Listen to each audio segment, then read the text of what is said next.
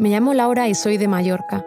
Estudio en la Universidad Técnica de Dinamarca un máster de Ingeniería en Tecnología y Ciencia Acuática. Elegí este máster porque me apasiona el mar. De alguna manera estoy muy conectada con el agua. Tal vez es porque nací en una isla y crecí muy cerca del mar. Creo que es un entorno increíble. Me especializo en tratamientos de aguas de lastre en buques para proteger el medio ambiente marino. Me encanta nadar. Me relaja y me hace desconectar de todo. Es increíble nadar y saber que estás rodeada de tantísimos organismos. Mientras muchos ven solo agua, yo veo vida. Vivo en Copenhague con mi novio y nuestra gata Mústica. La verdad es que hacemos un buen equipo. De camino a la universidad me gusta leer novelas en danés. Es una buena manera de mejorar el idioma. Uno de los aspectos que caracterizan la forma de estudiar aquí es el trabajo en equipo.